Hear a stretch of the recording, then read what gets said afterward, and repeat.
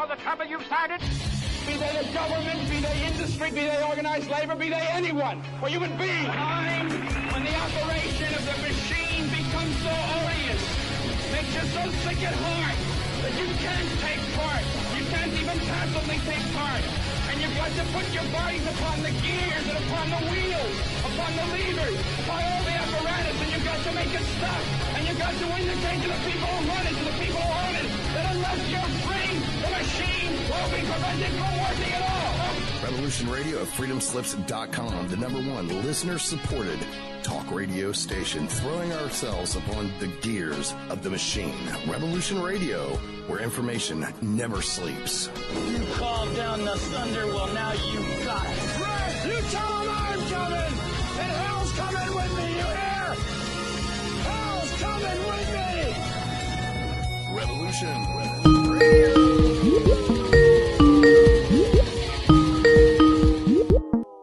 Mini Ice Age Conversations podcast. It's about observing cycles, sharing insights, and solving problems together by combining historical, climate, food, and economic data so you can make informed decisions as we shift into a new era. Here's what was, this is what's coming. Our world is never going back to 2019, so what will the new era look like? And most importantly, what is immediate that will affect the pocketbook and the outlook into next year so we can all get ready? Thank you for joining. I'm your host, David DuByne. And I do welcome you this evening, this morning, afternoon, wherever you are on this beautiful blue planet and those above in our skies. Thanks for joining as well as you zip around the planet through the atmosphere. Speaking of which, atmospheres, Kazakhstan, record cold, 50, 60 degrees Fahrenheit below the normal rate over the wheat crop there. Also, winter wheat devastated. Atmospheric river, mini. California, also another vegetable, nut, and food basket of the planet, specifically for America. And Ransom, I was really laughing at the Oxford breakout, if you will, the escape from Oxford before it gets locked. Climate initiatives, and I'll also talk about climate initiatives tonight with the Tennessee Valley Authority.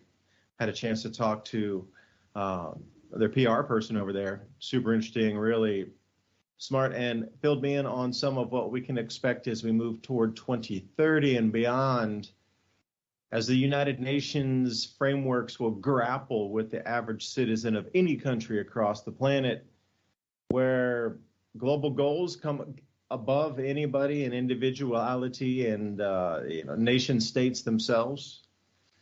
It's going to be an interesting world. So Ransom, thank you for joining us tonight. Now, if anybody's out there listening, you can go over to libertylinks.io. I'll say that again, libertylinks, links.io/solar minimum.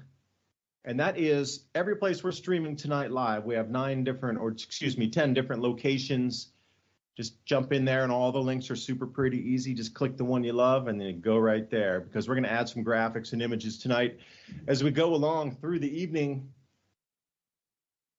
I've been looking at old maps from the Cherokee because there's a village and we're looking for a couple caves around in a valley where a cave is the stream itself, and then when it gets too much water, it backs up. But a couple old maps that I found down in the museum show that there was a village around there. So delving into some ancient history, doing a walkabout into the old Cherokee village areas. And Ransom, thanks for joining. I know the world seems as it's the awareness of all the food price rises is hitting too. I just think we're hitting this sort of discombobulated juggernaut of static noise right now, and everybody feels something's different. So I don't know on your end if you're feeling it too. It just feels like something's in the air.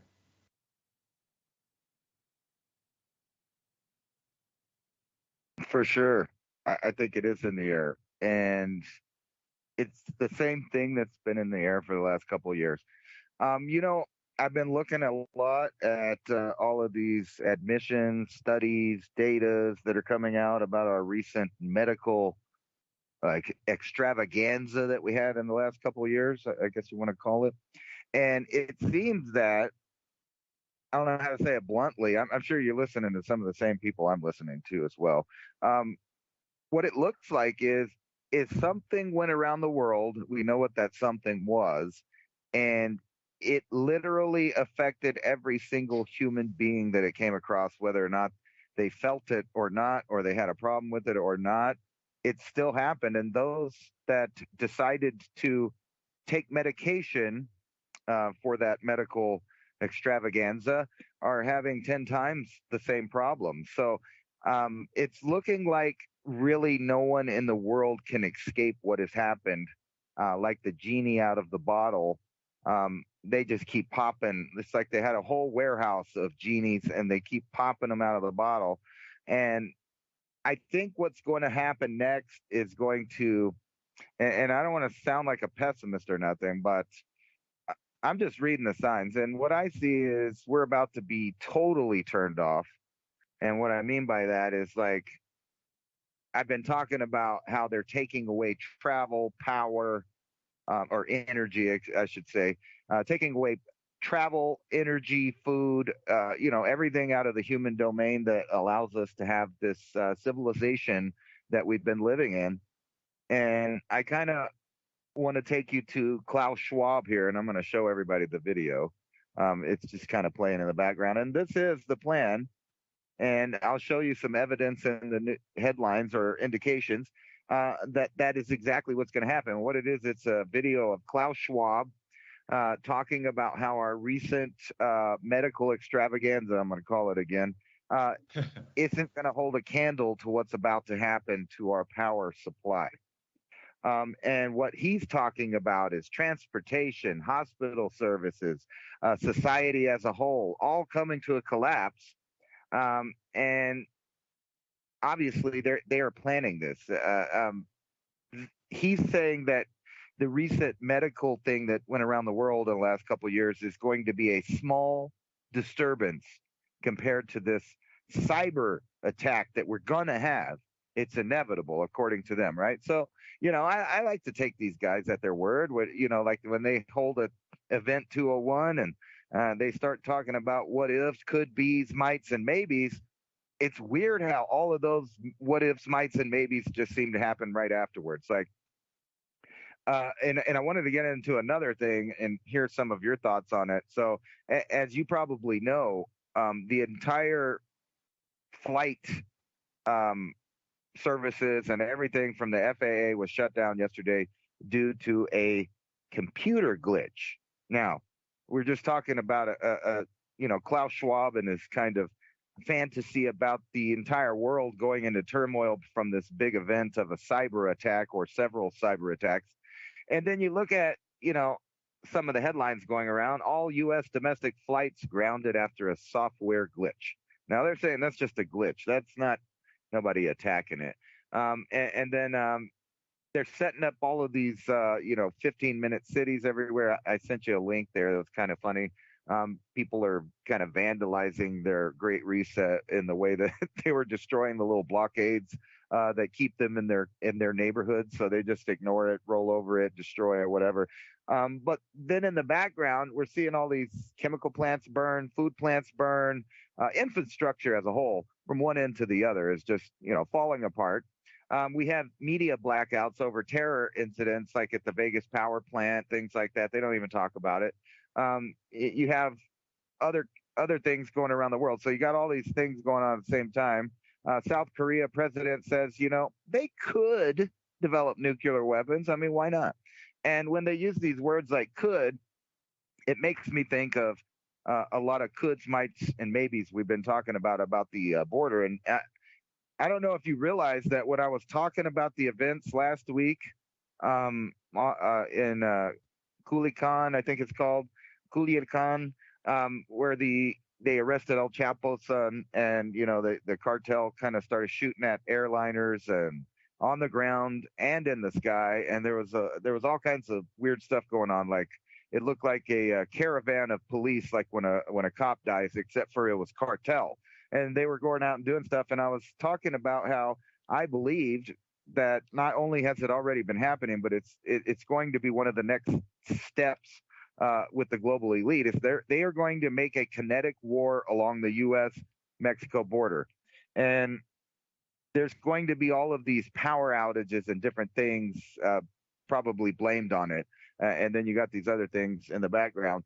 My theory on this, what I was saying is, I don't know if you noticed, but that night after I said that, there was like, I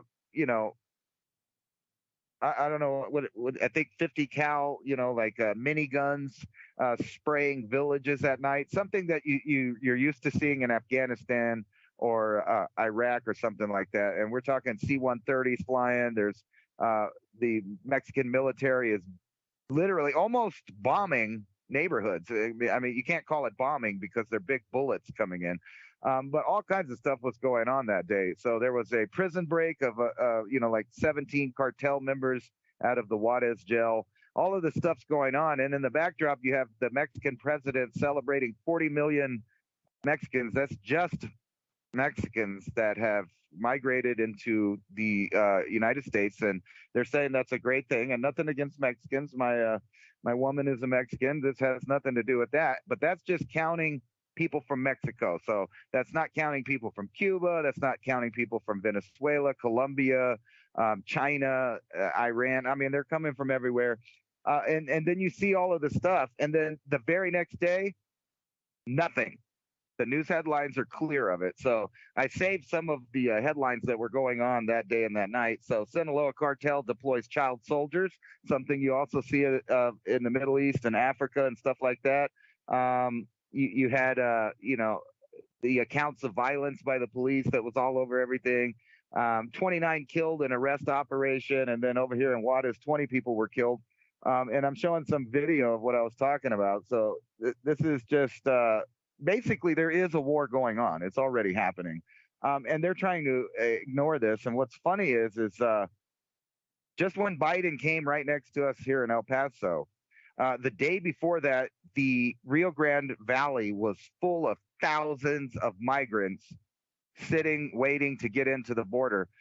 On the day of and the day before the president came, the entire city of El Paso was cleaned out. The migrant centers were empty. The Rio Grande Valley, the Rio Grande itself was cleared out. They put up a big fence, and all of a sudden you've seen police, Mexican police and the National Guard and police from Texas on one side. So they had it completely cleared and locked down like a demilitarized zone. It was completely cleared. So the president comes, nothing to see here. The border's fine. It looks secure to me. And then, in the backdrop of all of these things going on, it just goes dead. And then, yesterday, to circle back around, I don't know if you went outside, but there were hundreds of planes flying all over the place here. And this was supposed to be the biggest shutdown of all flights in the United States, all domestic flights, the only time since 9/11. And, there's some other weird stuff like people finding these antenna arrays, solar-powered antenna arrays hidden all over in the forest. Nobody knows what they are. You have FBI raids of Chinese police stations in the United States. So there's all kinds of this stuff going on. And in the front, you get president. Oh, he left classified documents here, there, all over the place when he was vice president. No big deal, even though that they, made a big deal out of that before. And that'll be the new thing that they're going to throw all over the television is just Biden this, Biden that. I think they're done with them. They're going to throw them under the rug. And then you have them wanting to literally in the U.S., and this sounds like, they would never say stuff like this, but they want to ban your gas stove, right? So at the same time as the food's skyrocketing, don't worry about it because we're going to shut down the ways you cook it and stuff. And, I kind of wanted to bring that up. We're getting to where our governments are, and I mean governments like worldwide, are really turning against the civilian, just shutting them off. And I have a feeling that is because they know that there's going to be massive die-offs. And I kind of wanted to get into, I sent you a video of a discussion with Joe Rogan and one of his guests, and he had basically broken it down very well. And I kind of looked up some of the stuff he said, and I wanted to ask you, what would a shutdown at about 2024, 2025 look like if China closed up its borders and started having turmoil inside and just shut off all trade? What would happen to the United States if that happened? And, you know, if you watch that thing, they were talking about that just from different things that are going on in China, that they only probably have a decade left, and that they've lied about their population growth. So some really weird stuff's going on in China. They overestimated their population about 100 million on purpose for whatever reason. And I wonder if that's so they could, you know, cover up what's going on over there, which is things are falling apart because things are getting out of control. I'll just put it that way, because you can't say too much on some of the YouTube channels we're going on. But it has to do with people getting sick, not like the first time, but a little worse than that. And it seems like everybody's been primed, so to speak, for this type of DNA attack. Yeah, I'll look at that, and you know, it does seem that there's an enormous amount of control because of the food crop losses coming inbound now. You know, just me doing the research on my report for the month, we're seeing an enormous amount of rainfall in the equator regions, and it seems that the Southern Oscillation, which is we have the North Atlantic Oscillation, but they also have the Antarctic Oscillation, the AA, or the Indian Ocean, or the Indian Dipole. There's Southern Oscillation. You know, there's different measurements that, you know, to measure cavitations in the atmosphere and pressure differences. Well, usually it spins in sort of a circular fashion, just like our polar vortex does. It does the same in Antarctica. But just recently, it seems to have started to make cavitation waves across the entire continent of Antarctica, where when it comes up and meets Australia, it looks like it's 5 arms of an octopus curled and just spinning in a clockwise motion. This is very rare, very unusual. So setting up these weather patterns. So Argentina is going to continue to downgrade their crop production forecasts. They were sitting at about 21 million for the original forecast. You have to realize, you know, we're talking less than a year ago, and now they're down around 11.5 to possibly 12 million tons. So they were off by 8 million tons at least on the production forecasts. Brazil in the north is extremely wet, extremely cool, especially Suriname up there. And Guyana, remember with Jim Jones, that whole area is really starting to cool and get wet. So, and also the political unrest in Brazil. Then we go down to Australia, which supposedly claims that they have all-time record wheat production, but magically none of their transportation systems are working to be able to export outbound. So I'm like, really? Did they really produce that much? Or are you just saying that they did, but you can't export it for some unbeknownst reason? Then we have the Ukraine going in, and I couldn't believe today I got the new USDA numbers for the planting in Ukraine. The estimates are 20 million tons coming out of Ukraine. At all-time record production, they were only at 32 million tons. So we're supposed to believe in a war that's intensifying, an enormous amount of infrastructure smashed to smithereens, craters in the fields, shrapnel, unexploded ordnance, fences down, you know, irrigation not functional, that they're only going to be down approximately a third or a quarter of their production at full maximum record production when everything was functioning smoothly with fertilizers. And we're supposed to believe that. But see, the Ukrainian agriculture minister came out and said they would plant maximum 20% of their entire field space. Then we got the California thing going on. And please remember the hurricane that wiped out citrus production in Florida just a couple months ago. The super freeze that came down and wiped out most wheat or whatever vegetative crop was in the fields from the Mississippi over in the southeast U.S. was frozen. That was a total loss. Farmers here are just reeling in it after all the damage has finally been assessed. So think about all those things I just mentioned to you. That's all happening right now at the exact same time. And the fertilizer shortages out of the EU are going to knock 40% of available fertilizer off and not available this year. They're just not producing it. There's no natural gas. Chemical plants are shuttered. And Europe is returning to the dark ages. Now, all that is happening as we speak. Now, you're going to tell me that with unreliable food production, we're supposed to keep society intact. So look at it in a wider view. So what Ransom was previewing for me as he was going through each point was more control over the citizens, more police state, more of the weaponry out there visibly for a psychological, whatever you would call it, effect, best word, I guess. You're seeing it in action. You see that they're willing to use it. Now they're starting to lock down. Where else are you seeing it used? Oh, Pakistan. They're in food riots, full-on blown food riots where people are battling the army in the street to get the wheat trucks in. And you got to realize that there's a full-blown catastrophe happening in Pakistan. And they're only down 4.5 million tons of wheat exports on the entire year. Put that in perspective. The entire country is in a full-blown chaotic phase. Street battles, police, looting, stealing, highway robbery, literally trucks with grain bags on them trying to go to a different destination are pulled over and robbed on the sides of the roads, Robin Hood style. All because they're only lacking 4.5 million tons. That's it. And it caused that much chaos so far. But see, they come in at a distribution pattern on the quarter in Pakistan. It's not like everything comes in at one time in the year. And I've even seen it where there's been monthly import distributions out for some of the grain staples and the staples. Well, it seems like it was disrupted in the delivery this time, and these 3 months, they didn't have enough food in there.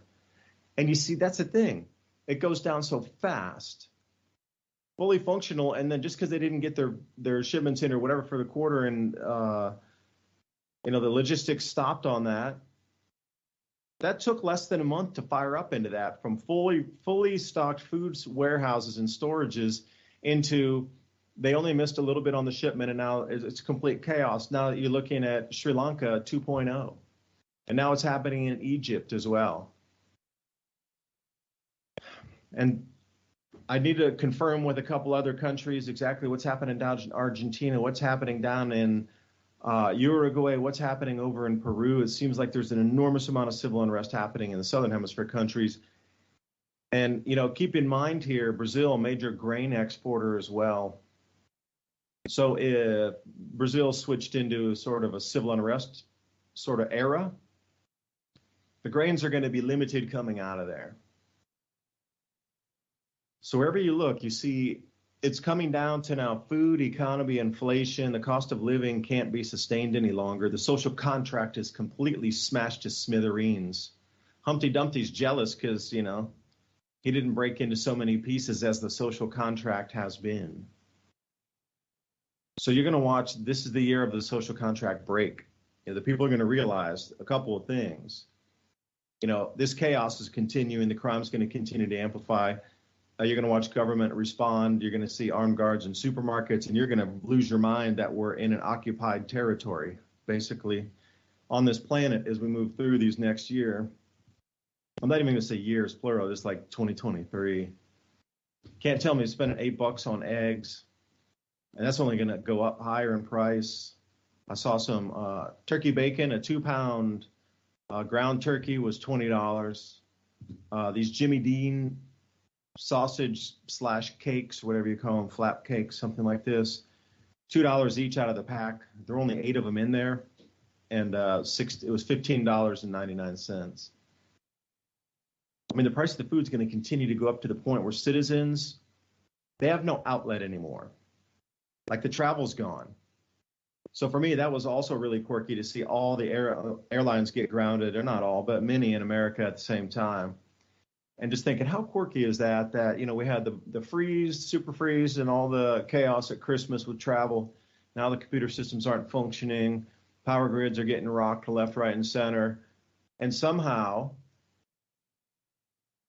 the reduction in power, whatever form it takes, is matching the UN mandates of a 1.5% decrease off of distribution of fossil-driven or fossil thermal-derived power. It's kind of quirky how it seems that these are just randomized events that are happening. But if you look and combine them as a total and get a percentage, it seems to match the drop-off as what's planned to the 2030 agenda, what's planned to the 2050 net zero. We're being taken out on purpose.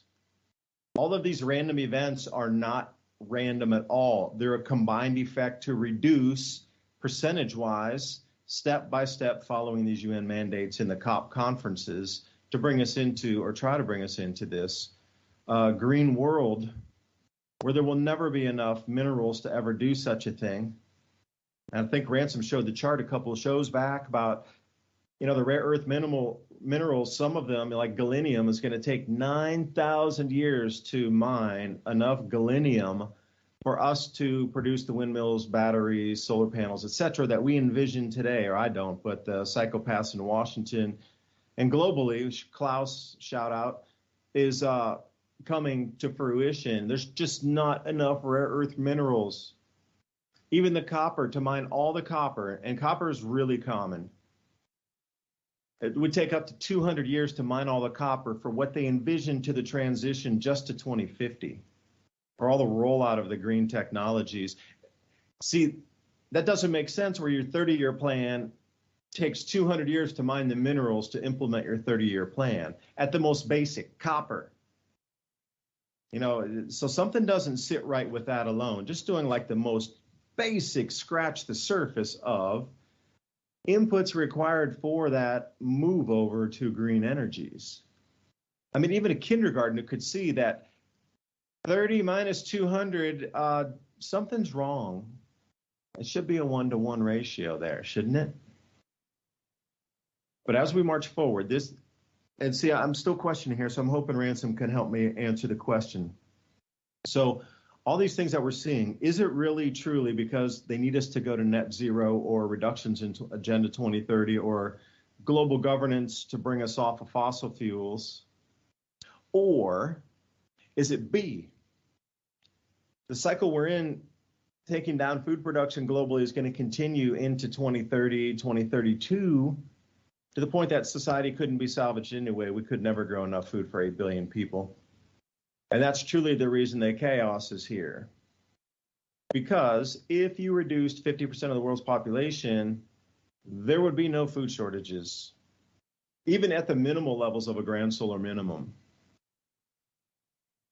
The supply chains would be functioning fine. The amount of available materials would be perfect. Now, if you're looking at a world with half, then that 200 years to mine the copper turns into 100 years. I don't know. There's a lot of variables here, and I'm wondering if one is using to mask the other. As Ransom, you got to eat, man. Everybody eats, and without the food, people become ungovernable, is the best way to put it, I would think. Right. It seems like a scam. Obviously, that if you know something takes a certain amount of time to get the resources, how much resources do they get in the amount of time that they have planned? So it's only a certain amount, and it's nowhere near the amount to run all of the world on electric cars and all of these other fairy tales. However, it might just be enough to run their robotics and their AI machine that they're building. You wouldn't need as much as they're talking about. You'd only need a portion of that to, only certain things will be run off of that. And it's almost like they're kind of telling us that it's not just a normal reset, and I'll tell you why. It's like they know that this is a big reset, and they're giving you little clues all the time in your face. And I'll put an example. I'm sure you know about the Hunger Dryas, and probably that there's a strong amount of evidence that says that was basically caused by incoming objects from 50K to about 11K years ago. So there's spots all over the place. You can Carolina Bays. There's one they discovered in Alaska that's about 40,000 years old. There's one in Arizona, et cetera, et cetera. We know that we were being bombarded from 50K to about 11K probably, or at least there was aftermath still happening the last 1,000 years there.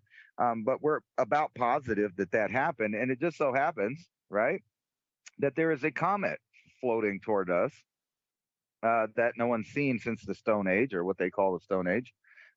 50,000 year comet may be visible to the naked eye. I'm not saying that this one's going to hit the Earth, but if they did know that cycles were kind of, so to speak, set in stone, you might lead the horse with the carrot the wrong direction, or I don't know what's a good thing to say, a cute thing to say about that. But basically, it's just misdirection. But I do think that they do have a plan, and that plan involves the resources that they're going to dig up. It's just that they're not going to be sharing those resources with the world. It seems more like they have a plan of replacement. And not only, we're in a new phase of the replacement, and I kind of think that the replacement started probably about 2001, where several Western countries went in the Middle East and bombed North Africa and the Middle East, and et cetera, et cetera. And then it made us a situation where people, felt sorry for some of the people there because of the aftermath of those things. And they started to migrate in mass numbers up to the northern parts of Europe, and, and the same thing's happening over here. Now, it won't be that long along the border before you could legitimately say that people south of the border are running from a war zone, because there is one there. And they're not just fighting over drugs. They're fighting over avocados. They're fighting over who gets to distribute the food. So, we might be going right into that cycle. And I kind of wanted to ask you this, because I kind of led into it. What if the big event is nothing more than just the collapse of the world economics that they already have planned? Because it seems like in the backdrop, they're setting up a system. And here, let me also, I was going to show everybody the kind of stuff that I mean that they're putting in your face. I saw an article about in Saudi Arabia, they're going to build a 820-foot tall spacecraft building that looks like a spacecraft, right? Just out there in the middle of the desert. At the same time, Amazon is building a copy of the Tower of Babel, right? So when you know what those kind of represent, they represent stuff that they talked about in the Sumerian tales, or the Anunnaki stories, if you will, about building shims, about the people building shims, and then everybody getting reset after that. Because they reached an apex in technology, and it was time to put them back and separate them and confuse them and wipe them out. We're talking about, pre-Diluvian society, and then the aftermath of that. And it seems the aftermath of that was a long, slow, steady replacement of the system they had then. And this one seems to be in a technological nature, and this is what's going on. They're replacing everything in this reset, and when it comes back online, everything is going to be interconnected in AI, or you're not allowed to use it. And kind of like here, researchers deepfakes his voice, uses AI to demand refund from Wells Fargo. You can see all of the aspects of where that can go when the biometrics can be cheated. So your money's not safe. You're going to have a specific kind of digital currency that can't be taken out by biometrics or any of this. And then you also got Microsoft AI can build a robo clone of your voice in just 3 seconds. So this is all old technology, right? New York City's banning AI chatbots that write essays and answers prompts. I don't know why, because the presidents of the United States use AI to write their stories. World's first robot lawyer. If you got a robot lawyer and you as a, someone that's been detained, I don't know if you've noticed, but around the country, they've got this new style of governing or judicial thing where they don't even bring the alleged criminal into court. They just put them on a little TV screen, and the judge looks at the TV screen. So it's already dehumanized. And now we're going to have, robot lawyers. They're saying it's a great thing because, they'll know the law better than any human. Well, why not have a robot judge? And then we get into killer robots and the articles like this, which I don't believe actually, but according to them, The Hill, killer robots and AI's dirty little secret. Many people prefer robots over humans, right? So they're pumping this fake reality, and I think this is where it's going to be, is just a bunch of authoritarian intermediates to the elite. So you as a poor person are not even going to be able to talk to your governing body or the person that represents your feudalistic area, where you're trapped in these little 15-minute areas that they plan. And then that brings me back to what they're trying to tell you. Like, all of these elites are saying, you know what? The COVID was just the first stage. Don't worry about it. We're going to reset everything. We're going to turn off the lights worldwide. And then they do little test runs. Like, this is what was weird to me yesterday, is that according to the news outlets, all the U.S. domestic flights grounded after software glitch, right? The Federal Aviation Administration has reported failure of a crucial notice to air mission systems anyway, blah, blah, blah. But I go outside, I look up, and there's trails all over the place. There's flights going everywhere, at least where I'm at. But I think they were all coming from military bases, like Fort Bliss and other stuff. And then it just goes on and on about the everything's robots. Robo-eclipse, robots with human consciousness will eclipse humanity. See, they'll be better geniuses and they'll be better at humanity than we are, the humans. And then they're pushing, like, I don't know if you saw this, they released another UFO report that says really there's, all of these incidents of people seeing all of these new technologies, whether they're new because they're UFOs literally from another planet or they're UFOs built by governments. Either way, that's being unveiled. And they're just, what was it, a couple months ago? They just said, yeah, UFOs are real, but don't worry about it.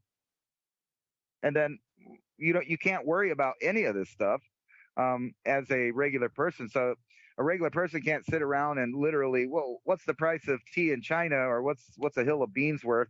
But you do know how much, like you're saying, $8 for a carton of eggs, which should be about $1, $1.30, $1.50. That's a reasonable price for eggs. So people can't worry about all this stuff. And meanwhile, they're watching the news, and the news is telling them worry about, classified documents from a president, a vice president. He's been keeping, stuff in his garage next to his car, where he lets his son, the crackhead, live, who's making deals with China and Ukraine. But don't worry about none of that stuff. You can't when eggs cost so much. And how is anybody supposed to, a regular person that's not like the people listening to our program, how are they supposed to connect all of these dots when they're bombarded with fear, potential wars, and then real wars, real, diseases at the same time as people are saying, don't worry about it. Others are saying, worry about it. You can see that everything is a bipolar, disease going on where the public just can't figure out which way to go. And I think there's just some simple solutions to that. And it's just turn it all off. Say no to everything. Say no to opt out of everything. When people start approaching you in public with some weird idea, you say, no, thanks. I don't think so. And move on. And we're going to have to start building communities that are out, and we've said this before, that are outside of the matrix, but more than that, just outside of the government. You're going to have to make friends, literally, because we'll get to it in a minute, but all of the food that is going to be coming out in the next decade is going to have the same medicine in it that a lot of people just took for the recent medical extravaganza that we had. It's going in everything: eggs, milk, beef, vegetables, you name it. They are changing it because everything is being turned off. So the only way out of it is to create small pockets of small pockets of barter. And you really, not to sound bad, but you're going to have to keep these things secret. You're going to have to keep your relationships with people that have beef and eggs and all of this other stuff secret, because you have the Karens of the world, the people of the that want to be the Matrix's mascot or the establishment's mascot, and that those people are going to be a real problem while you're trying to remove yourself. And I've been thinking, really, I'm planning everything from how to go to the bathroom to where we're going to get our water. And I wanted to bring this up. I've been studying a lot about the Olmec/Mayan civilization that lasted probably 2,000-3,000 years in a row, if you count, both of the cultures as one. Because really there's the Mayan culture and they don't really know who lived there before that. So they just kind of say Olmec, and they give the Mayans a lot of credit for people that lived there before. But the more I study this, the more I realized that there was massive industry. There was so much industry, so many buildings, so much riches in the Yucatan Peninsula that there were cities with massive amounts of middle class people. That means there weren't just elites and peasants at that time. There was a middle class. And something happened, and they really think they know what it is. And it's basically something as simple as the rain stopped coming for 30 years at a time, 5 years at a time. And the people just couldn't live there, even though they were in the middle of the jungle with the best fertile land anywhere. They couldn't sustain a population there on a simple problem if they just didn't have water. Now, you imagine all of these cities out in the Southwest that are dependent on runoff from the mountains. They're dependent on reservoirs. They're dependent on dams. They're dependent on electricity to get the water to them. And there is no other water sources that you could just go out and go get a drink or, put your filter in. Very few in the Southwest. So just like the Mayan people, anybody in the U.S., if things get turned off, like Klaus Schwab wants, turn off the power, turn off the water. If this happens 2 years at a time, 1 year at a time, periodically, you could just see that everything is set up for the massive migration of human beings across the planet. And when I look down in the Yucatan now, it seems like they're planning out cities, railways, and they're cutting down forests to make neighborhoods. I know what a neighborhood looks like, and they're tearing up the forest to make, and then they're underneath it, they're finding all of this civilization that was everywhere. So it already happened there. Civilization already lived there, and water just stopped. So back to the 50,000 years of the comet coming back, and it's the green comet. Weren't you saying something about a blue Kachina in the Times? And with all of this stuff mixed up, don't you think the elites know exactly when these things happen? In other words, they might know that there is a planetary bombardment. They may be hyping up the public to buy into this green movement and convert everything to electricity that comes from sources that are not actually renewable, things that fall apart, things that they can't promote, so that you waste all of your time for the next 10 years preparing for something that's not going to be a reality, but instead the reality is more of a nightmare. And meanwhile, they've accumulated all of these rare earth elements, the bigger players, the countries and governmental agencies. They'll acquire all that stuff. So they're going to still have it, and it's still going to be packed away in places. And when they come back out to start the new matrix after the reset, they will have every bit of everything that they need to start with a superior technological civilization than those people that have been hanging on through farming and through older techniques. Yeah, I would agree. And then who is in control? Because you mentioned something interesting about the Younger Dryas era. Coming out of that era with supposed cometary impact, and that's what the Carolina base would have been formed from, is all that ice ejected off of the 2-mile thick ice sheet as a comet slammed into it. You get those 100, 200, 1,000 pound chunks of ice flying 200 or 300 miles through the air with some huge velocity and speed on that. Thunk, into the mud, and then it melts, and they're like, hey, these are all these perfect size holes with the same sort of vector triangulated on them on the angle of entry, but we never found any impactors. It was ice. So you have to wonder if the cycle comes. Now, I don't know if this green comet is going to be a real thing that's going to have a real physical impact, or is it going to be a psychological thing with a psychological impact? Because speaking of ancient history, anytime the Chinese would see a comet, that was a bad omen. They knew comet, tails, debris, whatever, had an effect on our planet terrestrially. That there would be famines, there would be plagues, these sort of things.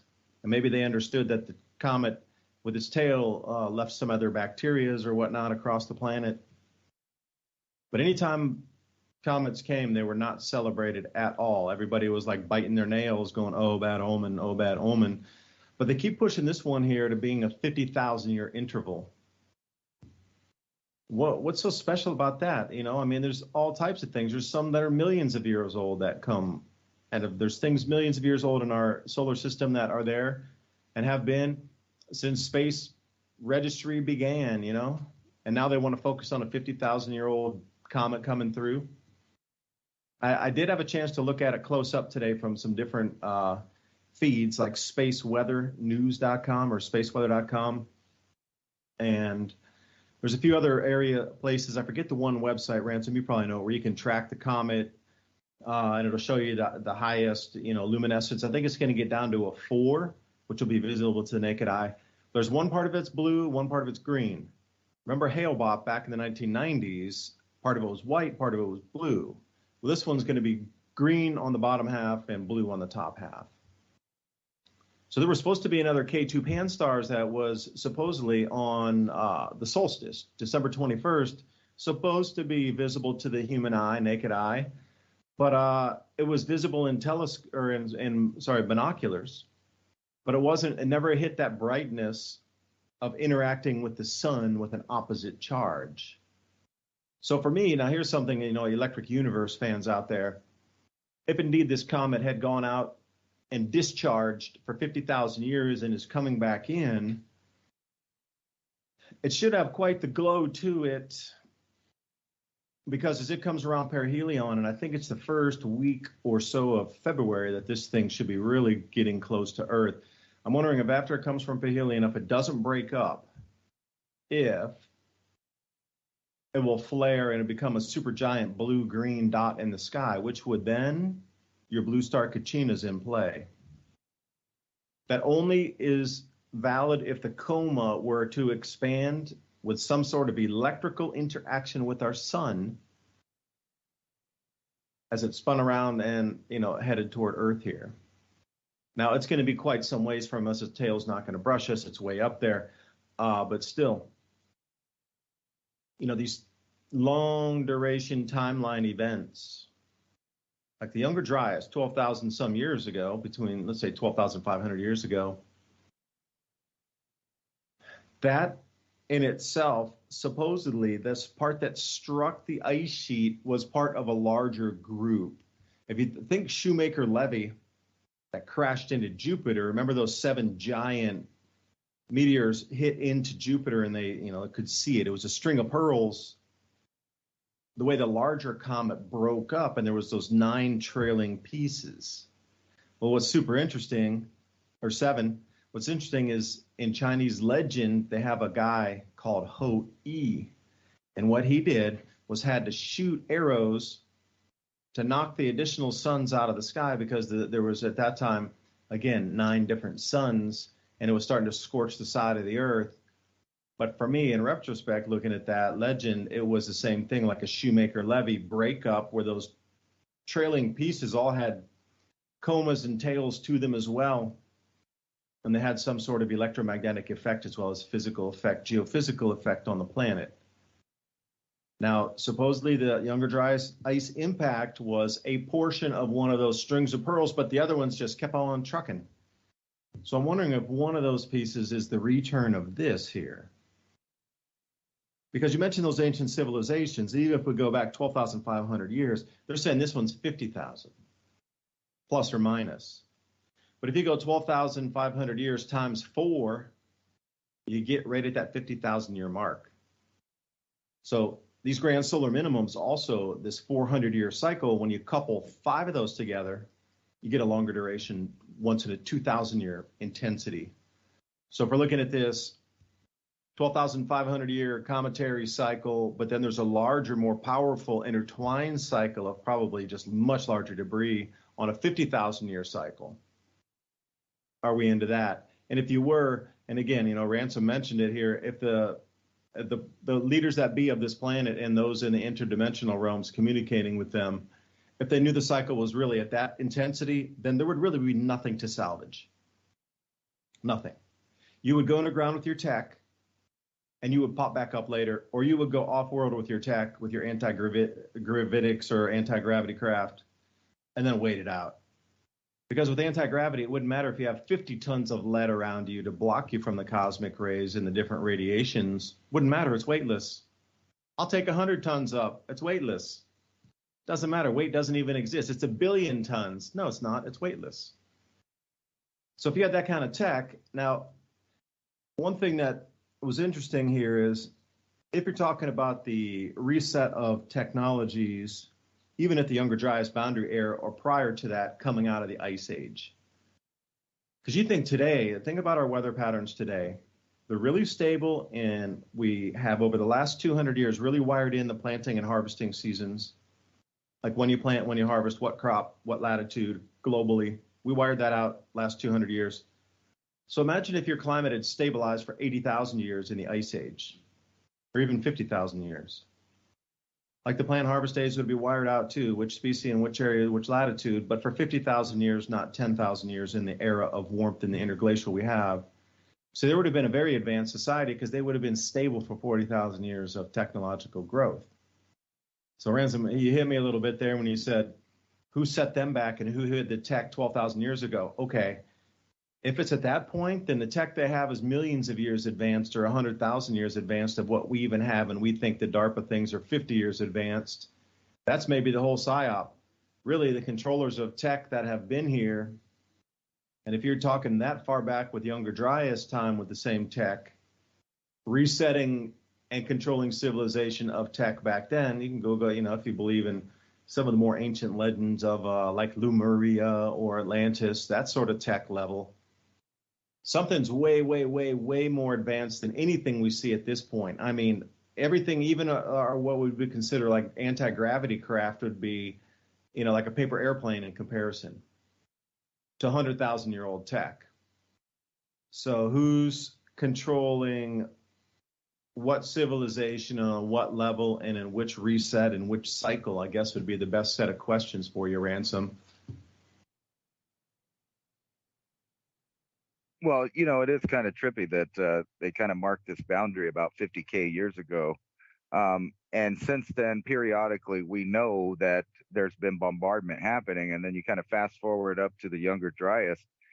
What's weird about that date, 50,000 years, is that all of the ancient civilizations around the world were paying attention to the 26,000-year precession of the equinox. And the only way that they would know that was a complete cycle is if they had been, keeping track of it for 52,000 years, correct? I mean, you would have to know that it did this and it completed a cycle and came back around. So they had to have been keeping track of at least calendar time for 50,000 years. Plus, there's numerous calendars that they've discovered, different ones, keeping track of the astrology in the sky. There's paintings, all kinds of stuff that have recently been decoded, realizing that the number system on them is keeping track of exactly that, the astronomy or the precession of the equinox.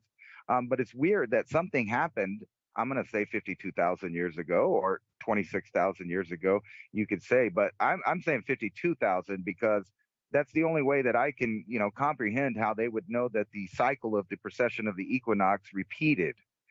Is if they saw it happen and then saw it happen again. So something happened that made them want to keep track of time in the first place, creating calendar systems and these other things. I don't know why they would do that, but let's fast forward to the 12K point where we may or may not have a bunch of incoming objects, hitting across these glaciers and ice packs and, mile-high amounts of water across North America and maybe Europe. And a lot of the ocean too. So that would have put up all this ocean. But I remember, I don't know if it was 2 shows ago that you were talking about, this time it would be fire, not ice, because there is no glacier pack. There's no mile high, glaciers to hit. So if it hit now, it would be land, it would be ocean. But, like if it hit in Siberia, say, it would be nothing but massive forest fires, of pine forests that give us most of the oxygen we breathe. A lot of people are worried about the tropical rainforest, but actually most of the oxygen we breathe comes from the northern hemisphere and all of the pine forests that stretch around from the Americas through Europe and Russia. and come back. Can you imagine just what would happen if it hit on land? It would be something to speak of. And if they know that there's a cycle of incoming objects, however they know, they would know when that cycle was complete or when it was coming back. And I'm not saying there's a Nibiru, and I'm not saying that this 50K comet has anything to do with that. I just think it's ironic that something that wasn't here since the what we're calling the Stone Age 50,000 years ago is showing up again, which means that periodically, and by the way, they just discovered this, so they didn't even know it was coming, or at least that's what they tell the public. So maybe they did know it was, or they didn't know. But either way, just how I've seen you and many others just look at the patterns of the glacial and interglacial kind of bar graph there, and you could just see that there is a heartbeat of the sun going on, and that every so often this thing does that. Now we're at the end of this interglacial, right? So we're going into a glacial period, but we're not going to have enough water on the earth unless something hits the oceans, or something, or water comes from underneath the earth itself, or some kind of planetary bombardment that adds water that would have a flood. There's just nothing to flood. It already happened. The Great Deluge happened. All of that ice is now in the ocean, and there we are at the beginning of that cycle. And we'll be right back after the break. David DuByne, Ransom, Godwin, right here, Many Ice Age Conversations. We're going to talk more about ancient history when we come back.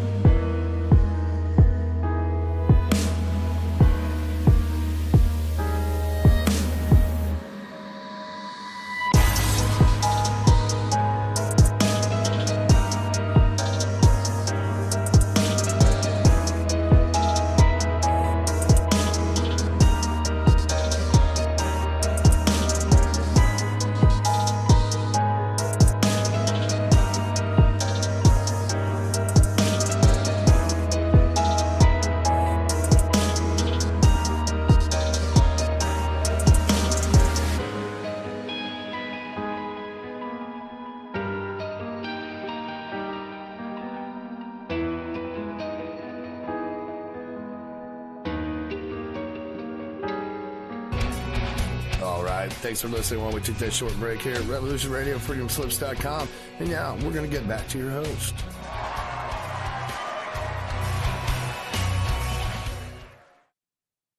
And I welcome you back for the second hour of Mini Ice Age Conversations. I'm your host, David DuByne, right here with Ransom, Godwin. If you appreciate free speech, please consider a donation to Revolution Radio, freedomslips.com. Keep it on air. Keep the production running. Takes a little bit of effort to keep these types of venues open so we can continue to have these discussions. I mean, now more than ever. We look at what's happening and what is truly the history of what we know. You know, that's what we're really talking about on the break. And how does it affect what's happening today? You know, some of these issues, the deeper they get and the more in the face that it really starts to change the society, there's going to be more censorship of that type of information. You know, because, I mean, just look at the last 2 years. Almost everything that was discussed in the beginning by voices, which subsequently turned out to be true, 90% of it at least. Anytime there was a debate, it was suppressed. Anybody who was purveying that information was removed. So you just have to wonder what the next set of information that goes counter against the narrative will be removed first. Will it be something about the climate? Will it be something about the food shortages? Will it be something about the economy? All of which affect your families and your friends and yourself, all of it. So it's good we have these discussions intertwining because perhaps we can come at a solution then if we're all in this together. But that requires us to talk and listen. Freedom of speech. Revolution Radio Studio A, Thursday night, 10 p.m. to midnight. Now, Ransom, I had something for you here. While I was on the break, I pulled up my Tartaria folder because I'm really in the belief that the history which we have been told is not the way it really unfolded. Because I notice routinely, if you go in and look for things like Tartaria, mud flood, this sort of stuff, exploration, explorers, trade routes, these are kind of some of the ancient trade route would be a better. You're going to find an enormous amount of maps that come with any of these searches. Now, a lot of people are searching for the buildings or remnants or, you know, a building buried up to 2 floors in what it appears to be sort of liquefaction or mud, something like this. I grab every map I can because I see this just doesn't make sense. It's so quirky that I was thinking about going that direction on the maps, and the first thing I pulled up in the first slide in the first image, I didn't have to go any further. This is a perfect example here. Now, the Drake Passage, if anybody has a map on your wall or if you're able to get to a search engine to pop up South America, and that area between South America and Antarctica is called the Drake Passage. Some people say that a dragon landed there from the heavens and then skidded, and you can still see its snout. And that's what caused the rip between the continents. It looks like really something hit there and bent the crust a little bit. Excuse me for that microphone tap. Was it cometary? Was that the legend of a dragon coming in and it was really a comet that hit in the Southern Ocean? Because when I look at the map from 1570, it does show that the southern part of Chile and down south of Argentina connected to Antarctica. I mean, there was still a little channel between the two, but nothing like that super giant Drake Passage that we see that's, 400 miles wide. At the most, it looked like it was 50 miles wide or something. But nothing, this map looks very different than it did in what we see in today's world. And just think about that's only 1570. And then here it is. The subhead for the map is, it turned out that there was a catastrophe in the 16th century, but there's no record of a huge celestial body following out of the sky and destroying part of the continent. And then, you got to think that's in the Southern Ocean. So if something were to happen down there, would we notice it? If a comet had truly smashed into that, what we consider now the Drake Passage between South America and Antarctica, How many people would have noticed it, witnessed it, been able to record it? But think about this, the Younger Dryas, which we were talking about before the show break, the Younger Dryas impact, the reason we have so few large animals in North America compared to places like Africa is because it was on the other side of the planet on the opposite hemisphere, literally across the planet. So it didn't have the damage, so the big animals still survived that. Because you got to think those animals that were still running around at the end of the last glacial cycle some 13,000 years ago, like that saber-toothed tigers and things, those aren't there anymore. They were all wiped out when that comet hit the ice sheet and then devastated the food supply, but also just the debris raining out and the instant temperature drops and the floods would be instantaneous. It was just cataclysm across North America and Canada, or I should say even now, yeah, Mexico, North America, and Canada, or America. I'm trying to think on a continental basis here, reading the countries on top there, because you got to think about, okay, so it hits on the ice sheet, rocks all in North America, and it would also be on the same latitude affecting over into Europe too. There would have been a mass die-off of all the big animals in Europe.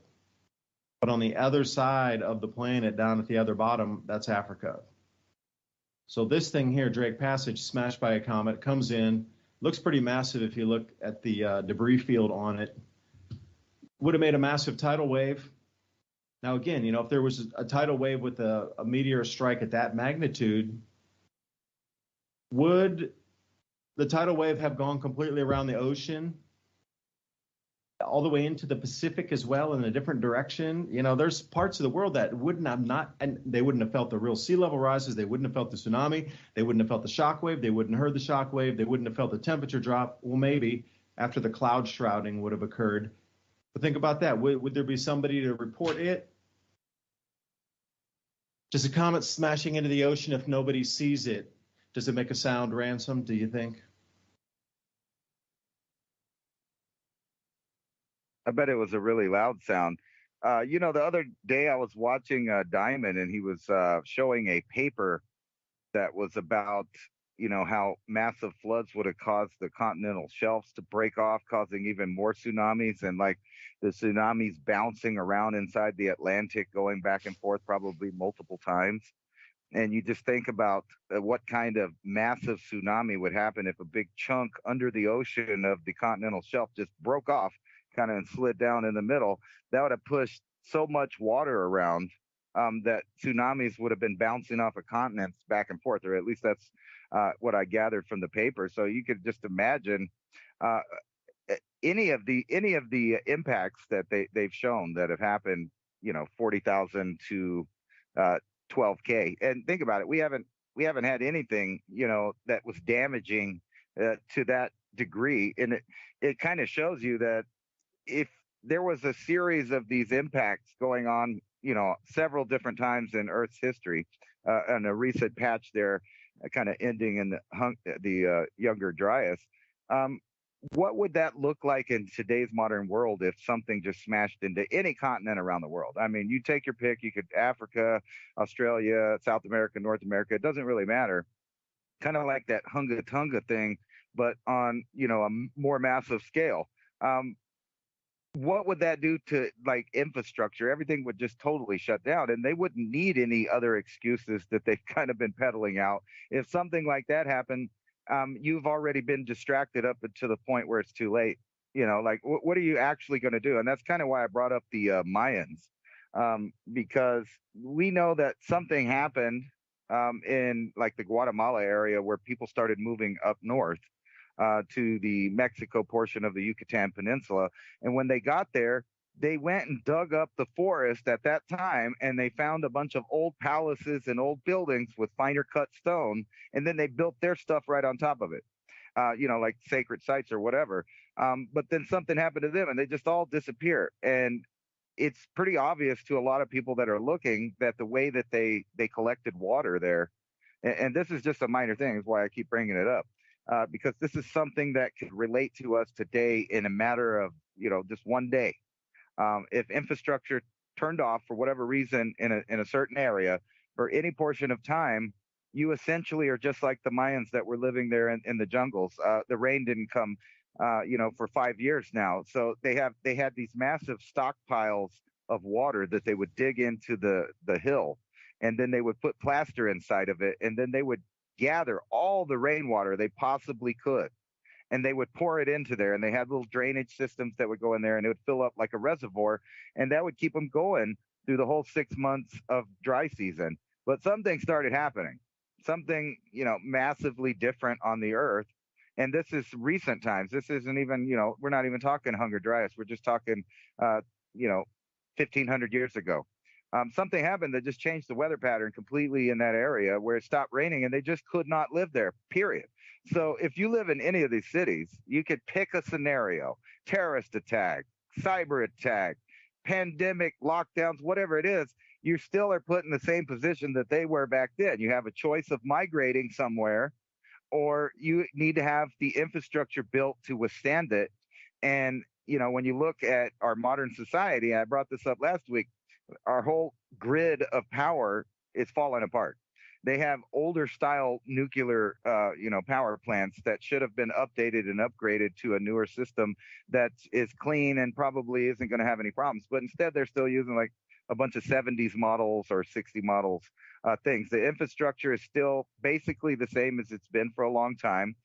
Almost all of the dams around the world were not built to be there as long as they have been there. So those are all susceptible to collapsing and totally changing an area. So you could just take your pick, any one of these scenarios, including war, and you're in the same position as any number of civilizations that have come and gone in the past, simply due to not having water or food. Those are just the two main things. So, when we're sitting on here and we're talking about growing your own food and seed storage, it's kind of like an understatement, because these civilizations in the past, they disappeared, but obviously they didn't disappear totally. And somebody was smart enough to keep seeds. Somebody was smart enough to keep a calendar, and all of these different things. So there are going to be pockets, but I have a feeling that this time we are dumbed down more than at any other so-called reset for natural or artificial reasons.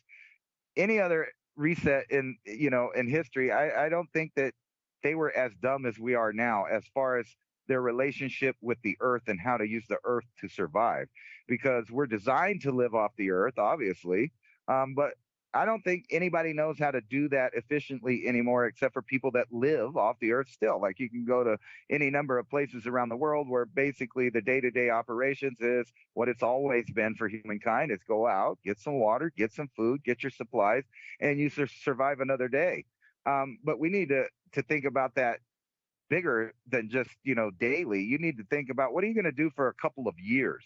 And that's why I kind of connect it to this Mayan scenario of whatever happened about 800 AD. Is just everybody disappeared. They just left. They don't know why. Most likely, they have theories about war, but they don't find the war instruments at these cities they're uncovering in the Yucatan.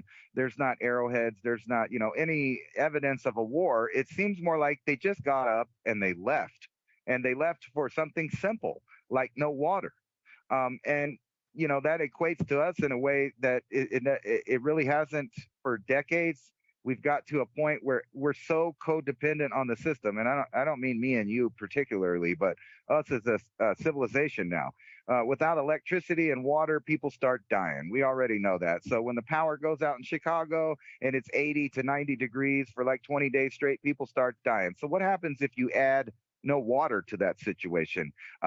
Eggs that are $20 a carton, little borders in the city that say, well, you can't go to that part of town. You got to stay in your 15-minute zone. So even though the richer neighborhood may have the eggs, your neighborhood doesn't, and you're not allowed to go over there.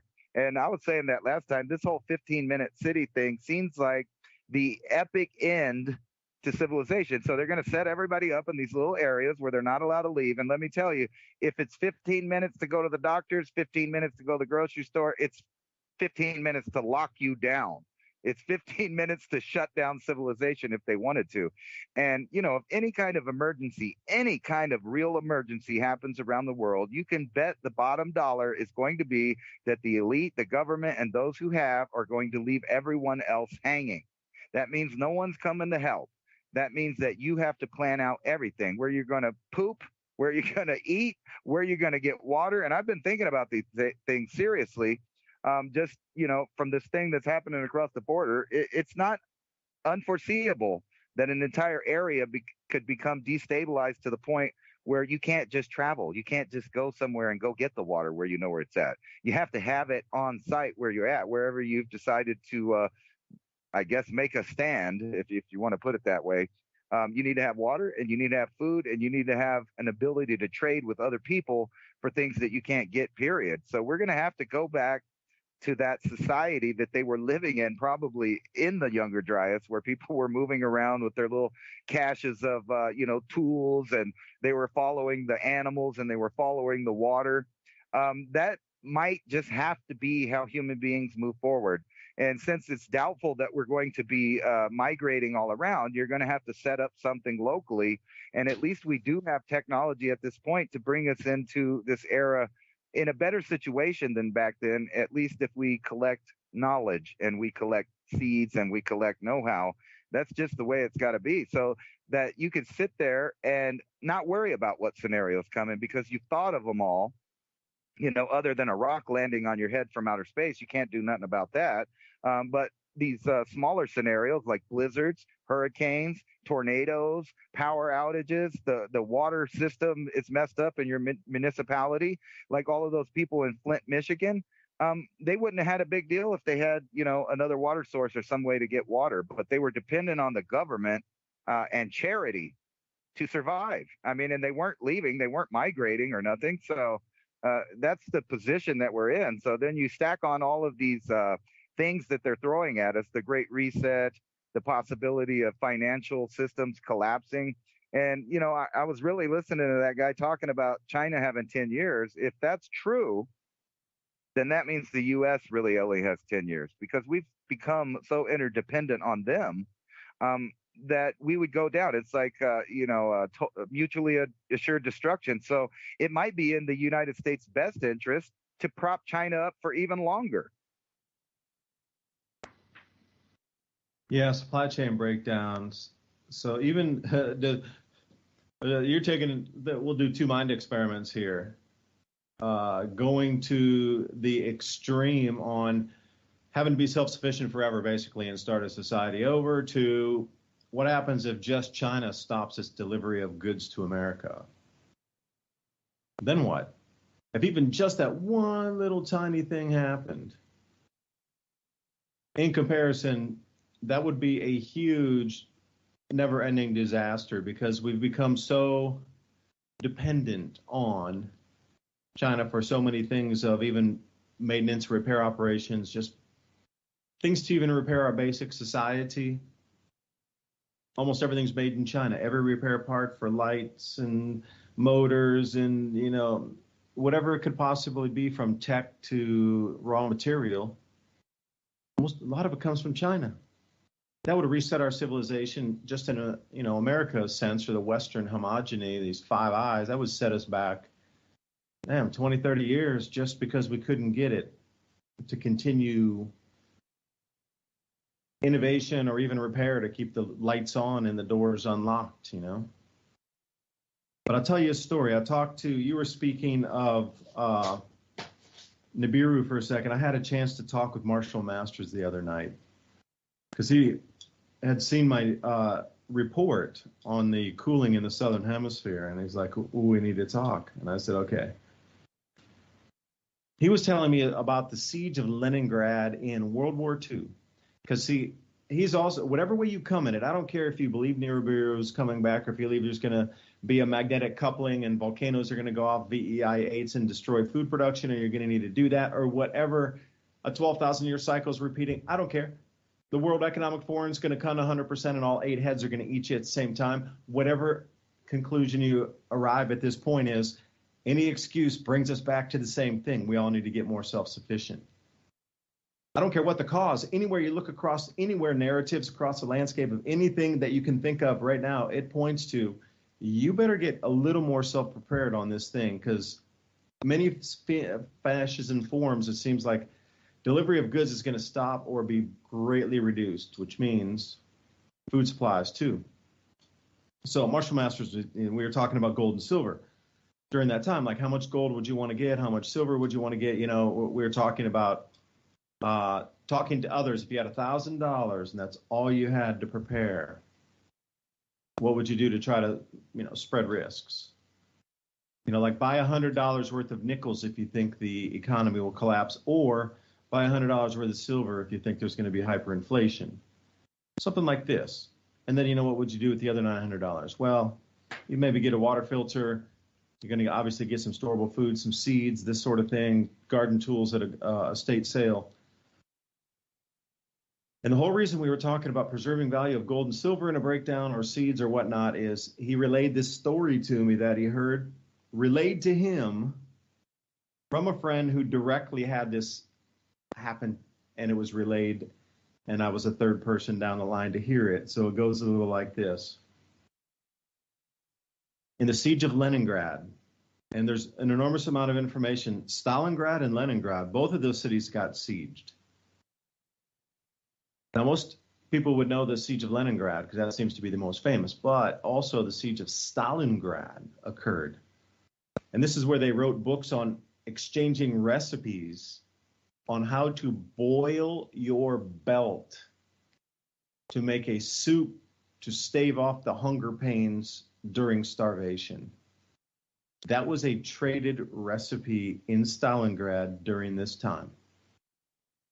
And Leningrad, the horrors of the movies we've seen of that is kind of unthinkable to even be able to survive in the winter with no food like that, and the fighting and whoever survived that was traumatized for the rest of their life. There's no way you go through that and you just aren't like, you reverted back to base operating system at that point. All the refining and the niceties and the culturisms, etc., have been erased, and you're back down to the primal instinct again. So, Leningrad. The rationing came in, and people were given their ration cards. Well, this girl was a young girl, and she was like 10 or 11 years old during the Siege of Leningrad, small girl at the time, and her job was when the Russians were giving away, when they did get supplies in the city and they were able to bake bread and get some sort of, let's say, rations to the people, you had to have a card to get it. And this girl, her job was just to do one thing. You bring a card in that says like one piece of bread, you take the little paper slip, and then you cut off one piece of bread and give it to them. That was her job. That's all she did. She just cut bread into slices and gave it to them on their ration card. But this is the story. She's a much older woman in her 80s. And then, again, this is a friend of Marshall's who said that, she talked about being in that situation. So he wanted to know more, because it's hard to find older people on the planet today that have lived through the Great Depression or been through like one of these wars or had something happen. And she got out a box. It was about the size of 2 cigar boxes. And she goes, "This is my secret box." And she had a nickname with the box, and I didn't write it down quickly enough, so I forgot it. But it was like her box of private memories that shattered her life, pretty much. And she opened it up, and it was full of diamond watches and diamond rings, gold rings, completely packed, chock-a-block. And she said that people would come in and put their gold ring or their wedding ring with the diamond in it on top of the piece of paper so they could get 2 slices of bread. 3 slices of bread. The larger the gold or silver on the thing to move across the counter, the extra piece of bread you got. So I'm thinking, holy smokes. Think about today's price of a gold band with a diamond in it. Like full 1 carat, full, like things you can't even find today, because, full 1 carat rings with gold for an extra slice or 2 of bread. And that's really what got into our discussion, was like, a lot of people think gold and silver is going to be it. It will be in the transition. It'll be a transitionary medium of exchange until the collapse. But once the collapse comes, your gold and silver aren't going to do you much good when you come into the super famine or these food shortages, because after listening to that story, like people were trading their wedding rings for an extra slice of bread. That just shows you that the food will become the most important thing at that point. You know, and what the psyop might be right now is, oh yeah, government's controlling everything, or they're going to take over the planet, they're going to do this, you're going to do this 2030 agenda, you're going to do this. Ransom, perhaps you're right. Maybe that's the full deflection to think you and get you stuck looking into the future compared to that blue-green comet swinging by our planet in another couple weeks. Or the electromagnetic fields on the sun changing to the point where we're going to get the Cascadia range should start erupting in the next, I don't know, year to 2 years, or maybe even under. Just something like this. Food will be it at that point, and we'll have to start society and civilization completely over again, like the Amish do. Like you would become the Amish and then go from there and try to bring up and get electricity running again.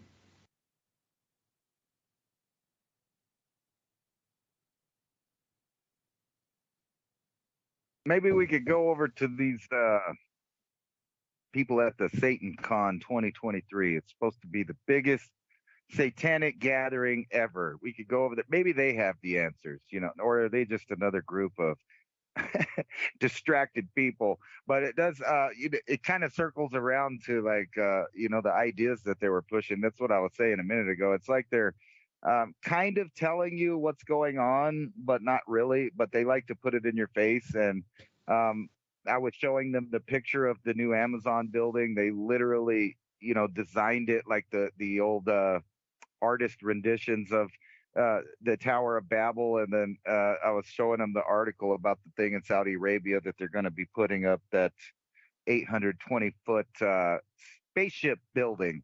And what they're doing right in your face, and you got to remember that at least the one in Saudi Arabia for sure, they like to do that. Like Saddam Hussein liked to refer to, you know, himself as being Nebuchadnezzar. They like to refer to the old, you know, stories and stuff. So whenever they're building a big spaceship building out there, it basically is the Shem talked about when they originally described the Tower of Babel. They used the word Shem in the Sumerian tale. It's a little bit different than the biblical tale, but the story is still there. And they get annoyed with us, and you know, they reset us. That's basically the story there. So no matter where you look in history, whether it be the Mayans or the Aztec or the Hopi, or, you know, like you can look everywhere. They talk about these worlds destroying and then new worlds coming and being destroyed in a different way. And, you know, kind of to bring that up about the comet, I wasn't suggesting that one was going to hit us or nothing, but I did think it's ironic that all of a sudden they discover a new comet that hasn't been here since the Stone Age. And, you know, I guess they figured that out by the trajectory or whatever. But it does show you that either they're not sharing it or they don't know about it. And I'm thinking it's that they don't share it, because it seems to me that they always tell you the day after, hey, you know, this big asteroid flew by the Earth, closest ever. It almost killed us one night. You were sleeping, but don't worry about it. Price of eggs are $8. That's what you need to worry about.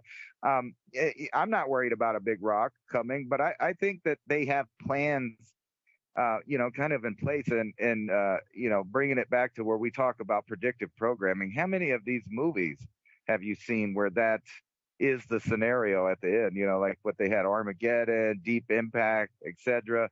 And then following that, there was a bunch of psyop programs, you know, like September, Elaine, I'm sure you remember, and you brought up Marshall Mathers.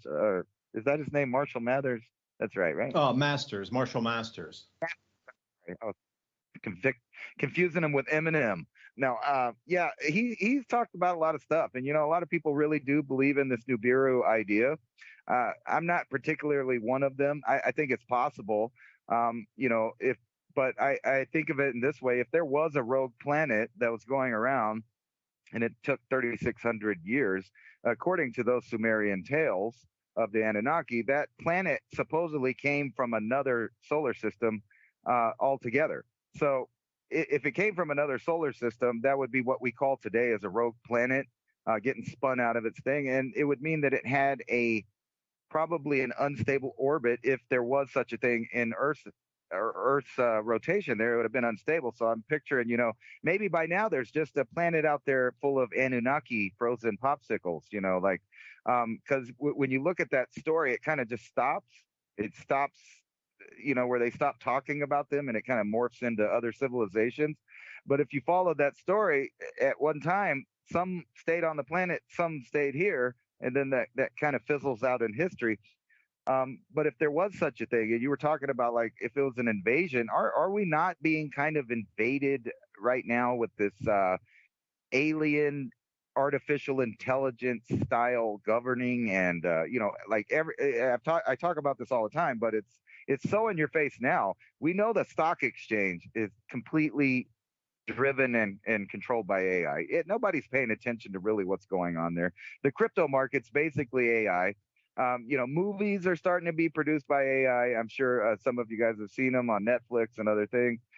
So they have these machines, learning machines, that are writing stories for us.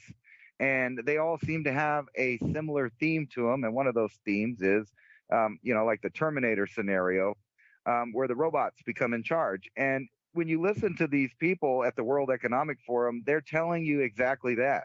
That's what they're telling you. They're giving you a new story like the Anunnaki tales, except for this time, they're the Anunnaki telling you, and they're telling you, well, we need to reset.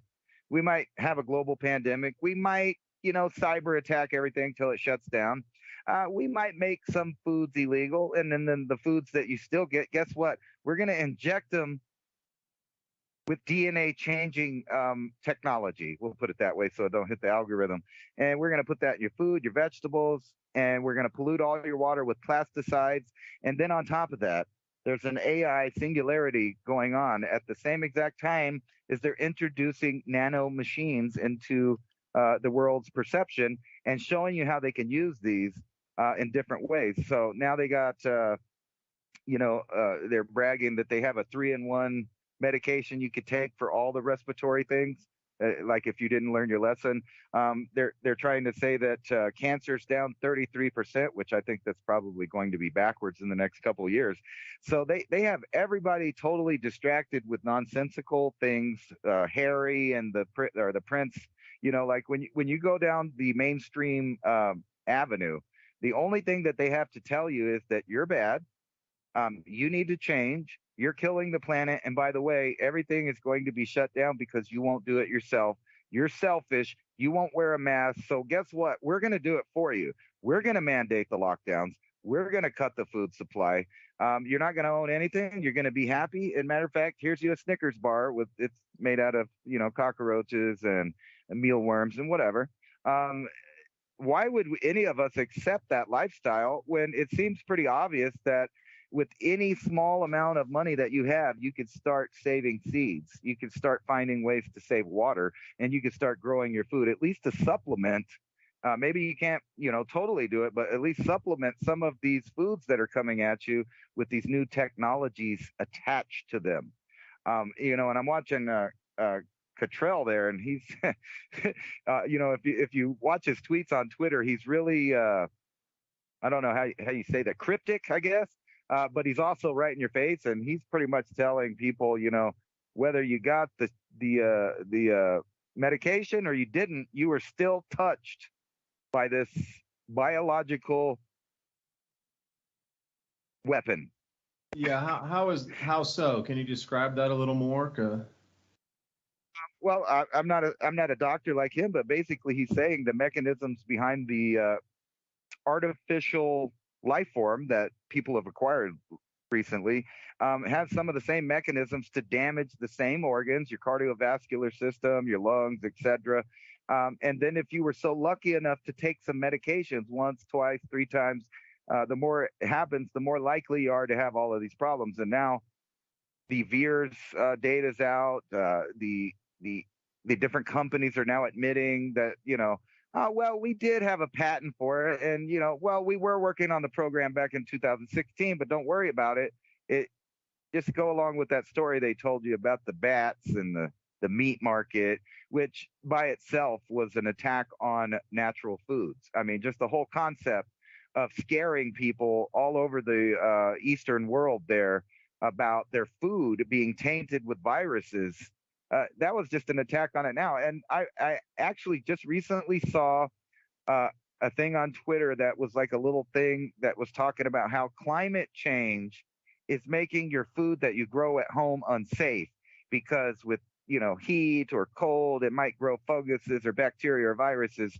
So you got to be scared of nature and what happens in nature, but don't worry about it. You can eat our food that has viruses in it that we made. Tasty. And then the names they come up with beyond belief there. It's all beyond belief. I'm sorry. The whole thing is funny. It's like a joke that they're just shoving in your face. And they know some of you get it. Some of you get the little signals that they're signaling, like the Tower of Babel and these other things that they just hand you right in your face while they make fun of you. That's what I think is going on, is that they are having a grand old time. I know a lot of the elites subscribe to ideas like Crowley and his age of Horus, where, the whole planet would have to be covered in blood so that the remaining people could do as thy wilt. And, so we're getting there. Yeah, that's a bit spooky, this conference you're talking about. I mean, imagine the demons that'll be unleashed literally or brought into fruition there. Physical, that many people in the same physicality could, literally change the reality or manifest something there through thought and ideals or chanting or resonance or whatever that would be, It's a possibility, which is crazy. And this whole control of the food, you're right, it comes down to it. The first thing is going to be controlling the masses after they understand there won't be enough food. Because that's okay. Maybe it's the first year it happens this year. Okay, it'll be new. People won't know how to understand it, like COVID. It spooked everybody in the beginning. It was also unknown. People behaving differently, didn't exactly know what to do. And then after the second and now the third year, it became, that fear wore off. People are a little more, understanding of the possibilities of what could happen during time. So it's not as unknown. It's not as scary, as terrifying, petrifying as it was in the beginning. Well, the food shortages will be the same way. The first year that they understand that there's not enough food, and there won't be, you're going to watch society just lose its marbles. Okay, and then we'll understand it a little bit better. Now, what happens? Well, COVID, for the second year, it didn't keep intensifying. It kind of let off. So then people were sort of at that baseline on how to move through and exist in society. Okay? Now, what happens when the food shortages then don't let off and they continue to amplify and there's even more crops lost the next year? Because you'll pretty quickly understand that, let's say they lose, they'll probably eventually come out with a number by the end of 2023, like let's say 5% or 10%. And then you'll know that 10% has had that much of an effect on society, whether it be, civil unrest or, the number of guards in a supermarket or the inflation or the inavailability of products during a season or a year will be based on that 10% reduction of food globally.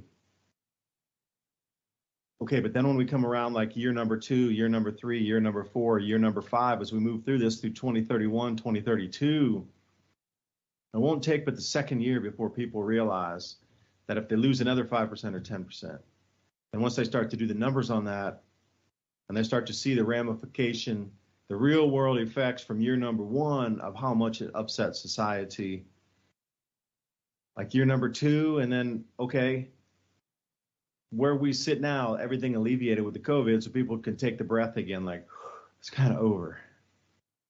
But what if you're going into year 3 of global food shortages? That's the difference in this one. Like, you have to think on the global scale of those who have been in power for thousands of years. Knowing that in the cycles, let's say, because some of these family lineages, and Ransom, you could speak way better to this than I, trace back to Babylonia and Sumeria, some 6,000 or 7,000 years prior, and it's the same families that have the direct lineage to the kings of Egypt, to the presidents of the United States. So these same entities that had started the systems that we still exist in today, at least the base forms of them, government, law, these sort of things, city design, etc., 7,000 years ago in Sumeria, are still in control today of the planet, or at least have a great influence on it. So after 7,000 years, you would probably at least know the multi-century cycles and a few of the multi-millennia cycles. Just saying at the beginning. So if you have 7,000 years of time, and through the last several hundred years with religion to go around and collect all of the data that had been collated for several thousand years across the rest of the planet and bring it into a single repository called the Vatican. 7,000 years of time is a good amount of time to understand at least the near-end 400-year cycles, 500-year cycles.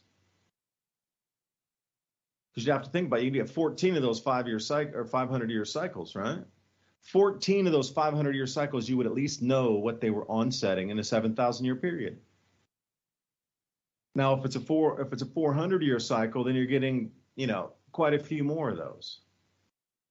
And what if it's only a 100-year cycle? Or what if it's a once in a 2,000-year cycle? You would still see two of those, or actually three of those, my mistake, on a 7,000-year timeline.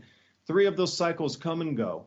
And you would know the intermediary cycles of the shorter 400-year, 500-year, 200-year, whatever, 1,000-year blended in with that as the onset of the next big one, like the once in a 2,000-year cycle. So all that information I was searching about the grand solar minimum pointed to this grand solar minimum this time being one of the once in a 2,000-year cycle types of upsets of grand, in the grand scheme of things. They call it a grand solar minimum. It's really the least amount of solar activity in the last 2,000 years for the prolonged period of time to disrupt agriculture on the planet is kind of where we're heading.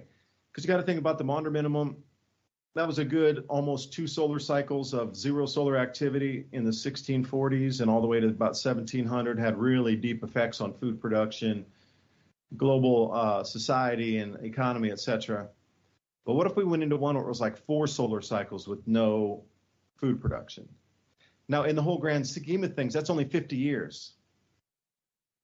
If you're looking at 7,000 years of cycle and you're only thinking 50-year interval of incredibly low solar activity where the society can't grow enough food unless you're way down at the equator, and that's the only ones that would survive is equatorial.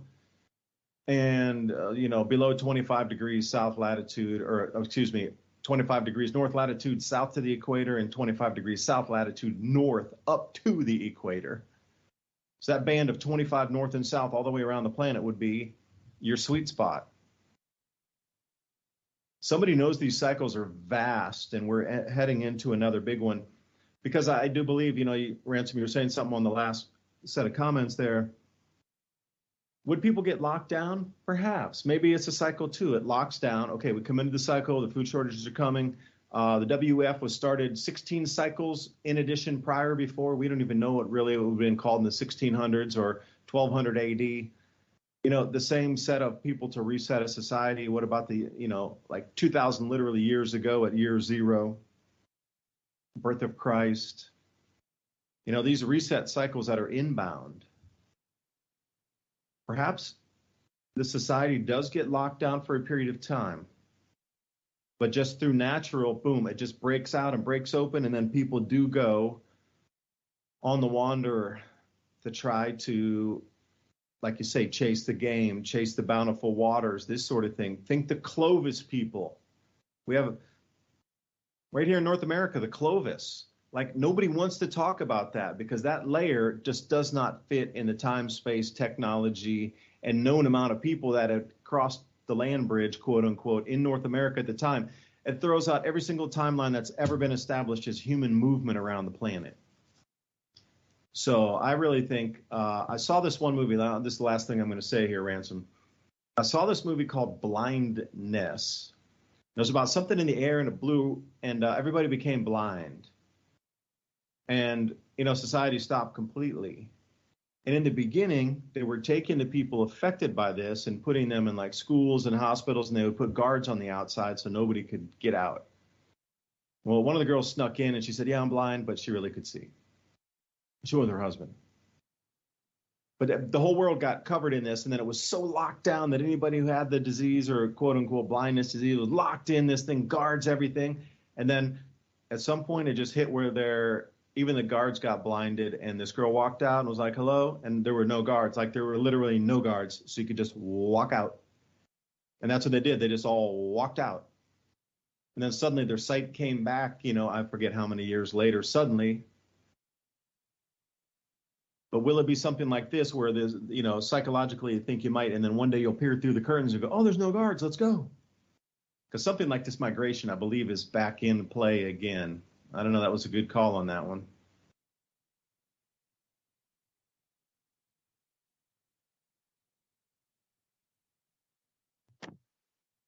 Yeah, I remember that movie. Do you remember they had to go to bartering? And there was some really despicable bartering going on because one group got the food and the other group didn't have the food, but they had women. Yeah, there was that was a crazy movie. But it kind of was like a depiction of kind of where we're at right now, right? Last couple of years, everybody decided to look to the authoritative sources for their information. And so basically that was like the blind leading the blind, as we now know that almost everything that they said was totally untrue. We're now, a couple of years in the future, we know that that wasn't true. And there was also some other people that had power in that scenario. You remember some of the people were already blind and they knew how to read and they knew how to do Braille and all that stuff. They were like the king of the universe there because they were already used to that environment. And the same thing would happen right now. And here's a weird idea. Now, some people might get offended because, it's a little weird, but some people believe that for some reason or another, certain countries with a certain kind of demographic are being depopulated faster than others. In other words, the Western world, and like Australia and places like that, the Anglo-Saxon empire, so to speak, is the people with the reducing fertility rates, the reducing sperm rates. They're the countries that are getting replaced. You could call it that. They admit it themselves, some of the people with these plans. But there might be a weird reason for that. Now, let's think about this. You were talking a minute ago about, these royal families. They go back to God knows when. The pre-pharaonic Egyptians, the mummies, the blonde, blue-eyed people, they've, gene tested them, and the closest people on the earth to those families live in England, and England has a long history of back and forth with the royal bloodlines. It all goes back to George II. All of the modern countries, Spain, all of them, every one of them, the Netherlands, all of them, their royalty all came from George II. That's one of the more recent ones in like the 1600s that you could go look at and say, hey, look, everybody's related to him. But beyond that, these families in Spain and France and England and, the Germanic countries have gone around the world in an empire, and their populations have exploded. So in other words, you had a group of elites, kings, lords, earls, etc., and they went out to new lands and they claimed new lands and they populated them in a short span of a couple of hundred years. Those small populations have turned into millions, hundreds of millions of people. Now, what's weird about that is all of those people, these hundreds of million people, guess what? They can track their ancestry right back to royalty less than a couple hundred years ago. At least most people can. I can track mine back to King Knut, Cnut. His son became the first Earl, or the first Godwin of the namesake, Earl of Godwin in 1001. So I can track my heritage right back to a royal family. But I'm not, special in any way. You could go look at the majority of people who live in Australia, a lot of people that live in England, Wales, Ireland, the Americas, all of these places that have been settled and the empire has taken over. They brought their genes with them. And now there are hundreds of millions of people with the same right to rule bloodline as these elites that claim that they're royal. So there may be something to the fact that if you were going to have a reset and a certain group of people thinks that they're entitled to rule by blood, they might want to get rid of the competition around the world that have just the same right, or, I could claim the same right as they could of the bloodlines going back or whatever. They continually did that, of course. Up until this day, they still do it. You can't, all of their families are picked, and it's all a big organization. I mean, all the way to the Queen of England being like the 42nd granddaughter of the Prophet Muhammad. These chains of royalty rulers, you could go back to probably the times of just shamans and priests or wise men, whoever was in control. They've been in control, and they've continued to be in control. And in some of these ancient writings, they talk about the bloodlines being picked and for a reason and why and etc. But now you fast forward to the future, and we have hundreds of millions of people around the world that all can claim the right to rule, which is ironic because some of the new countries had this idea of independent rulers, of ruling thyself or being a free person under the creator. So that idea, when that genie came out of the bottle, you remember what they said, George Washington was the most dangerous man in the world because he didn't take kingship and instead said a person has these inalienable rights. He went along with that philosophy. And now they're trying to destroy all of these places that have the remnants of these ideas. And I think that, there may be a theory or a conspiracy of that theory, a real conspiracy, that they do want to get rid of certain bloodlines off the earth. And that's because they're competition to their bloodline. All of the same genetic markers reside in millions of people around the world that them. And if they're trying to claim their ancient ancestry, it doesn't mean anything if there's hundreds of millions of other people with the same right to rule claim. So if you were going to go into reset and the whole population of the world got reduced down, only certain families are going to come out of there with the tech, the gold, etc. And it seems like that's exactly what they're planning for. That's why you see the queen saying that she was going to abdicate her throne. But then all of a sudden now we got the other, the son becoming king. So no telling what they're going to do and run off with their state secret worth of gold. Or maybe the Anunnaki stories are legit and somebody's here to pick up rent. And that is the event that everybody's waiting on. I know a lot of people buy into that story, but I think there is some truth into it. Every culture on earth has always been fascinated with gold long before they had any use for it. It's purely a technological kind of element. You can't really do anything else besides look at it being pretty. So it is kind of weird that every single civilization on earth, all the way back to recorded history to where we started, they were all fascinated and trying to accumulate gold for the royal families who supposedly were left in charge. I don't know. What do you think about that? Yeah, it's been the commodity of ages for sure. So you got to think about it. They call it God's money. I mean, everything else from our world is, a piece of paper produced by man, a coin stamped out somewhere, minted. But the gold, it's a wild mineral in the crust. You don't have to cultivate it. I mean, I am sure, though, that they have been, now with the technologies we have, transmuted different types of atoms into gold. Perhaps the scarcity of it, maybe they cannot replicate it, because the stories in Nibiru is, they come by because they need the gold to atomize it and put it in the atmosphere for some sort of magnetic field collapse that they have. But I was thinking, these Anunnaki are supposed to be all technologically advanced, etc. So can they not transmute elements through electricity or vibration or frequency? That I am trying to figure that out, because they say, these gold has been the tradable for, time immemorial. The Egyptians, Sumerians, I don't care how far back you go, even if you go back way before that, still even 40, 50,000 years ago, they find, little carvings, or molds of gold. People have, molded gold because it's not so, it's pretty malleable. So they molded it into little statues or animal figurines, and gold has been used and molded since literally 50, 80,000 years ago. Even the Denisovans had gold associated in. But I'm still curious, like 118,000 years ago, 110,000 years ago, when, the last ice age interglacial occurred, that 10,000 years of warmth, why can't we find anything from that?